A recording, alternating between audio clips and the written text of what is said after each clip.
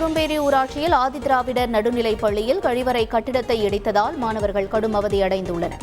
இதனால் பெற்றோர்கள் அரசு பேருந்தை சிறைப்பிடித்து சாலை மறியலில் ஈடுபட்டனர்.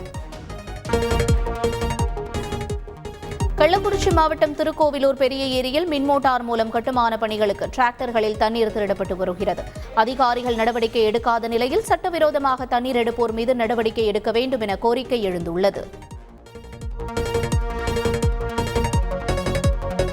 கம்பம் அருகே சுருளிப்பட்டியில் வீட்டு வரி ரசீது பெயர் மாற்றம் செய்ய 8000 ரூபாய் லஞ்சம் வாங்கிய ஊராட்சி செயலர் சந்திரசேகர் கையும் களவுமாக பிடிபட்டுள்ளார். 6 மணி நேரத்திற்கு மேலாக விசாரணைக்கு பின்னர் அவரை கைது செய்து லஞ்ச ஒழிப்புத்துறையினர் அழைத்து சென்றனர். அரியலூர் மாவட்டம் ஜெயங்கொண்டத்தைச் சேர்ந்த மருந்து விற்பனை பிரதிநிதி கிங்ஸ்லின் +2 மாணவிக்கு தொடர்ந்து பாலியல் தொந்தரவு கொடுத்து வந்ததாக கூறப்படுகிறது. அந்த மாணவியின் நடத்தை குறித்து மற்றவர்களிடம் தவறாக பேசியதாகவும் சொல்லப்படுகிறது. இது தொடர்பாக மாணவி அளித்த புகாரில் கிங்ஸ்லினை கைது செய்த போலீசார் வழக்கு பதிவு செய்தனர். இந்த வழக்கை விசாரித்த அரியலூர் மாவட்ட மகளிர் விரைவு நீதிமன்ற நீதிபதி செல்வம் குற்றவாளிக்கு 8 ஆண்டுகள் சிறை தண்டனையும் 8000 ரூபாய் அபராதமும் விதித்து தீர்ப்பளித்தார். கரூரில் சாலையோரமாக கிடந்த 50,000 ரூபாய் ரொக்கம் மற்றும் அசல் ஆவணங்களை தவறவிட்ட முதியவரிடம் போலீசார் ஒப்படைத்தனர். கரூர் வடக்கு பிரதட்சணம் பகுதியைச் சேர்ந்த முதியவர் திருவேங்கடம் தவறவிட்ட பணப்பையை லியாகத் உசேன் அன்சாரி என்பவர் எடுத்து காவல்துறையிடம் ஒப்படைத்துள்ளார். புதுச்சேரியில் டெங்கு காய்ச்சலால் பாதிக்கப்பட்ட உள்துறை அமைச்சர் நமச்சிவாயத்தை தமிழ் மாநில காங்கிரஸ் கட்சியின் தலைவர் ஜி கே வாசன் நேரில் சந்தித்து நலம் விசாரித்தார். குணமடைந்த அவர் வீடு திரும்பியிருக்கிறார். தஞ்சை மாவட்டம் பேராவூரணி நகர் பகுதியில் உள்ள மின்வாரிய அலுவலகத்தில் கணக்கீட்டாளராக இருக்கும் ரமேஷ் என்பவர் மின் கணக்கீடு செய்வதில் முறைகேடு செய்வதாக புகார்கள் எழுந்தன. இது தொடர்பாக உயர் அலுவலர்கள் ஆய்வு மேற்கொண்டதன் பேரில் ரமேஷ் முறைகேட்டில் ஈடுபட்டதாகவும் சரிவர பணியை செய்வதில்லை எனவும் உறுதி செய்யப்பட்ட நிலையில் மின்வாரிய செயற்பொறியாளர் கமலக்கண்ணன் ரமேஷை சஸ்பெண்ட் செய்ய உத்தரவிட்டார். கடலூர் மாவட்டம் பன்ருட்டியிலிருந்து குளஞ்சாவடிக்கு இயக்கப்பட்டு வரும் அரசு பேருந்து புலியூர் என்ற பகுதியில் எதிரே வந்த பள்ளி வாகனத்திற்கு வழிவிடுவதற்கு சாலையின் ஓரத்தில் சென்றபொழுது ஓட்டுநரின் கட்டுப்பாட்டை இழந்து நிலை தடுமாறி அருகிலிருந்த கம்பு வயலில் கவிழ்ந்து விபத்து ஏற்பட்டது. விபத்தில் 6 பேருக்கு காயம் ஏற்பட்டது. தகவல் அறிந்து வந்த குளஞ்சாவடி போலீசார் 6 பேரை மீட்டு கடலூர் அரசு மருத்துவமனைக்கு அனுப்பி வைத்தனர். விபத்து குறித்து போலீசார் வழக்கு பதிவு செய்து விசாரணை மேற்கொண்டு வருகின்றனர்.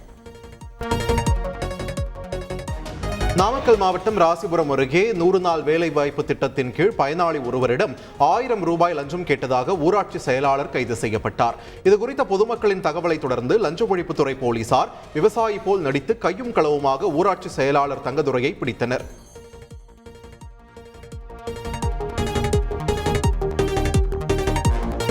கடலூர் மாவட்டம் ஸ்ரீமுஷ்ணம் அருகே 25 கிலோ குட்கா பொருட்கள் பறிமுதல் செய்யப்பட்டது. ரகசிய தகவலின் பேரில் சோழதரம் பகுதியில் உள்ள சீனிவாசன் என்பவரது வீட்டில் போலீசார் ஆய்வு செய்தனர். அங்கே 25 கிலோ அளவிலான ஹான்ஸ், கூல்லிப், விமல் போதை பாக்கு ஆகியவை பறிமுதல் செய்யப்பட்டது. இந்த குட்கா பொருட்களை சீனிவாசன் அவரது கடையில் வைத்து விற்பனை செய்ததும் தெரியவந்தது. இதனையடுத்து சீனிவாசன் கைது செய்யப்பட்டார்.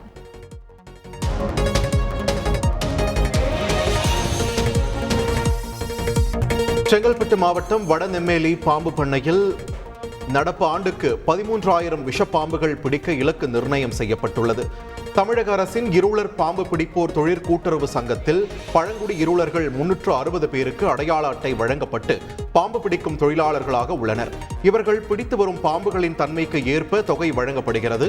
இவர்களுக்கு வனத்துறை அனுமதியின் பேரில் 13,000 விஷப்பாம்புகள் பிடிக்க இலக்கு நிர்ணயிக்கப்பட்டு அனுமதி வழங்கப்பட்டுள்ளது. நல்ல பாம்பு, கண்ணாடி விரியன் பாம்பு, சுருட்டை விரியன் பாம்புகள் பகலில் பிடிபடுகின்றன என்பது குறிப்பிடத்தக்கது.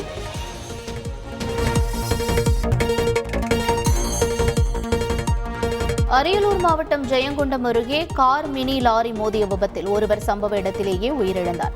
அம்மாப்பேட்டை ஆனந்தராயன் தெருவைச் சேர்ந்த அறிவழகன் என்பவர் நண்பர்களுடன் சிதம்பரம் சென்று கொண்டிருந்தனர். அப்போது ஜெயங்கொண்டம் அருகே அடுத்த பொன்னேரி அருகே சென்று கொண்டிருந்த போது எதிரே வந்த மினி லாரி மோதியது.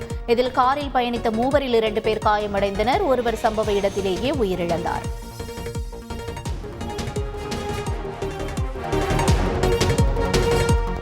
தாம்பரம் நீதிமன்றத்தில் பிகில்மணி என்ற ரவுடி சரணடைந்தார். இவர் மீது ஓட்டேரி, பள்ளிக்கரணை உள்ளிட்ட பல்வேறு காவல் நிலையங்களில் பல வழக்குகள் நிலுவையில் உள்ளன. கடந்த சில நாட்களுக்கு முன்பு ஓட்டேரி பகுதியில் கஞ்சா விற்பனை செய்த குற்றத்திற்காக பிகில்மணியை போலீசார் தேடி வந்தனர். இந்நிலையில் பிகில்மணி தாமாக முன்வந்து தாம்பரம் நீதிமன்றத்தில் சரணடைந்தார்.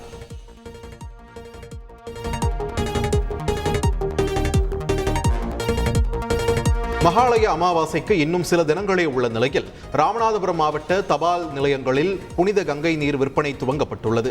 இதேபோல் பரமக்குடி, முதுகுளத்தூர், பார்த்திபனூர், கீழக்கரை உள்ளிட்ட தபால் நிலையங்களில் சிறப்பு ஸ்டால்கள் அமைக்கப்பட்டு புனித நீர் விற்கப்படுகிறது. ஒரு பாட்டில் 30 ரூபாய் என புனித கங்கை நீரானது விற்பனை செய்யப்படுகிறது.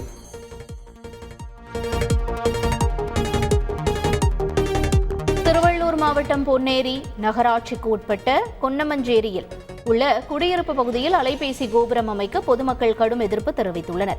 அலைபேசி கோபுர உரிமையாளருக்கு சாதகமாக அதிகாரிகள் செயல்படுவதாகவும் அவர்கள் குற்றஞ்சாட்டினர். கடந்த ஒரு வாரமாக அந்த இடத்தில் அலைபேசி கோபுரம் அமைப்பதற்கான பணிகள் மேற்கொள்ளப்பட்டு வரும் நிலையில் இன்று அங்கு கட்டுமான பணிகள் செய்வதற்கு அந்த பகுதி மக்கள் கடும் எதிர்ப்பு தெரிவித்து போலீசாருடன் கடும் வாக்குவாதத்தில் ஈடுபட்டனர். அப்போது இது தொடர்பாக நீதிமன்றத்தில் வழக்கு நடைபெற்று வருவதையும் அவர்கள் சுட்டிக்காட்டினர். குரங்கம்மை நோய் இருப்பதாக சந்தேகிக்கப்படும் நபர்களை தனிமைப்படுத்தி நோய் தடுப்பு மற்றும் கட்டுப்பாட்டு நடவடிக்கைகளை கண்டிப்புடன் மேற்கொள்ள வேண்டும் என்று அனைத்து மாநிலங்களுக்கும் சுகாதாரத்துறை தலைமைச் செயலாளர் கடிதம் எழுதியுள்ளார். இந்தியாவில் ஏற்கனவே ஒருவருக்கு குரங்கம்மை நோய் உறுதி செய்யப்பட்ட நிலையில் தற்போது கேரளாவைச் சேர்ந்த ஒருவருக்கு கிளாட் 1 வகையைச் சேர்ந்த குரங்கம்மை நோய் உறுதி செய்யப்பட்டுள்ளது.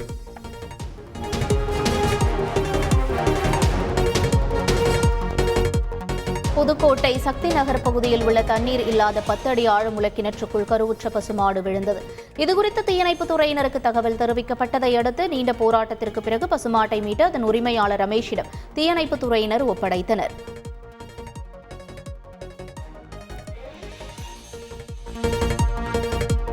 தென்காசி மாவட்டம் சுரண்டையில் நகைக்கடை அதிபரை தாக்கி 13 பவுண்ட் தங்க நகையை திருடிச் சென்ற வழக்கில் 4 பேர் கைது செய்யப்பட்டுள்ளனர். சுரண்டை அழகாபுரிப்பட்டினத்தைச் சேர்ந்த முருகேச பாரதி சுரண்டை வரகுணராமபுரம் பகுதியில் சீட்டு வசூல் செய்தபோது முகமூடி அணிந்து வந்த மர்ம நபர்கள் அவரது முகத்தில் ஸ்ப்ரே அடித்து அவரை தாக்கி அவர் கழுத்தில் அணிந்திருந்த 13 சவரன் தங்க நகையை பறித்துச் சென்றிருந்தனர்.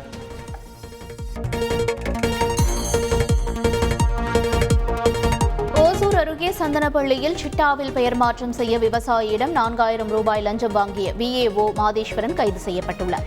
லஞ்சமாக பணம் கொடுக்க விரும்பாத விவசாயி வெங்கடேசன் இதுகுறித்து மாவட்ட லஞ்ச ஒழிப்பு போலீசாருக்கு தகவல் அளித்ததன் பேரில் தேன்கனிக்கோட்டையில் உள்ள ஒரு கணினி மையத்தில் வைத்து வெங்கடேசன் விஏஓ மாதேஸ்வரனிடம் லஞ்சம் கொடுத்தபோது அவரை கையும் களவுமாக பிடித்தனர்.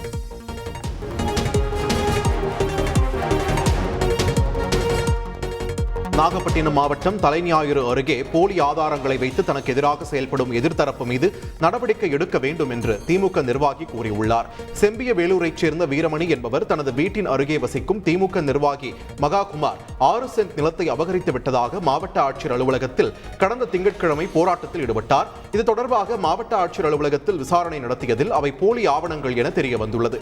எனவே அரசியல் காழ்ப்புணர்வு காரணமாக செயல்படும் வீரமணி குடும்பத்தினர் மீது வருவாய்த்துறை உரிய நடவடிக்கை எடுக்க வேண்டும் என்று கோரிக்கை விடுத்துள்ளார்.